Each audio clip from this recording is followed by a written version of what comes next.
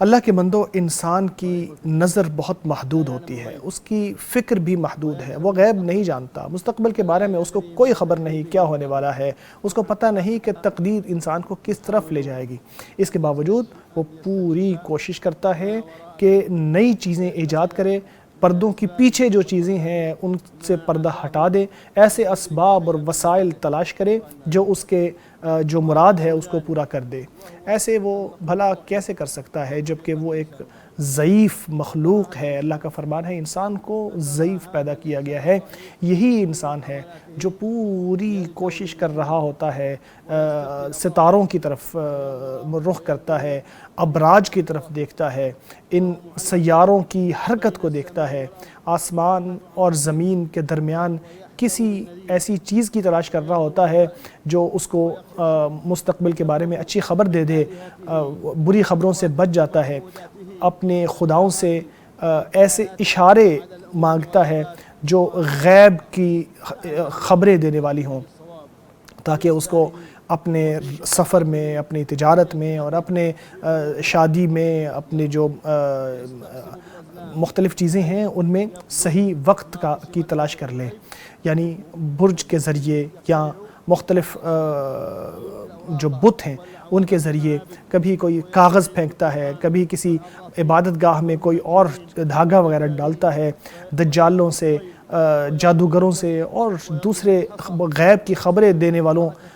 کی مدد لیتا ہے، مختلف چیزوں کو دیکھتا چلا جاتا ہے، آسمان میں یہ ستارے کیسے چلتے ہیں، کب آتے ہیں کب جاتے ہیں، صرف اس لیے کہ وہ جان لے کہ مستقبل میں کیا ہونے والا ہے، غیب میں کیا ہے، خیر کہاں ہے، شر برائی کہاں ہے، تقدیر کے رازوں کو تلاش کرتا ہے۔ کبھی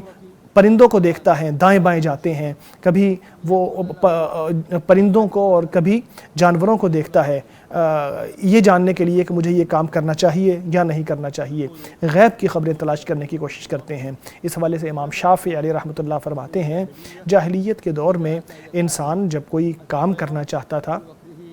تو پرندے اس کے پاس آتے تو وہ اس کو ان کو بھگاتا، اگر وہ دائیں طرف چلا جاتا تو وہ اپنے کام میں آگے بڑھتا، لیکن اگر بائیں طرف چلا جاتا تو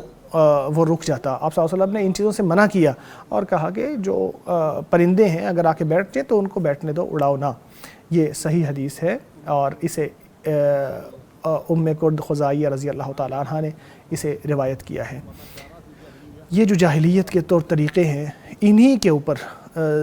آج کے دور کے لوگ بھی چلنے لگے، اور چاہے وہ مشرق کا علاقہ ہو، مغرب کا علاقہ ہو، مختلف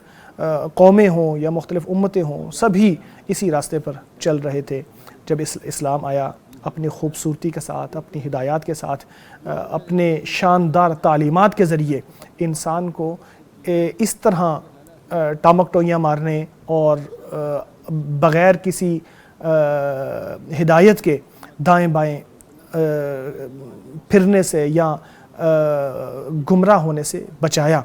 اسلام نے انسان کو استخارہ سکھایا ہے۔ آپ صلی اللہ علیہ وسلم صحابہ کو یوں سکھاتے تھے استخارہ جیسے قرآن کریم کی آیت سکھایا کرتے تھے۔ یہ عظیم نماز ہے، یہ توحید ہے، یہ اخلاص ہے، یہ اللہ کی طرف پلٹنے کا ایک ذریعہ ہے۔ اس کے ذریعے انسان اللہ سے خیر کا سوال کرتا ہے جو کہ رب الارباب ہے، جو اسباب کو پیدا کرنے والا ہے، جو تقدیر بنانے والا ہے۔ وہ اللہ سے یہ سوال کرتا ہے کہ اس کو ہدایت دے، جو خیر کا معاملہ اس کے بارے میں جس خدشات ہیں، اگر خیر کا ہے تو اس کے لیے میسر کر دے، اگر شر ہے تو اس کو اس سے دور کر دے، جہاں بھی خیر ہے وہ اس کے لیے لکھ دے۔ انسان جب اللہ سے استخارہ کرتا ہے تو اپنا معاملہ اللہ کی سپرد کر دیتا ہے، خود اللہ کے حوالے ہو جاتا ہے اور اپنی طاقت سے بے نیاز ہو جاتا ہے اور اللہ تبارک و تعالیٰ کے سپرد اپنے آپ کو کر دیتا ہے، یوں دنیا و آخرت کی خیر سمیٹ لیتا ہے۔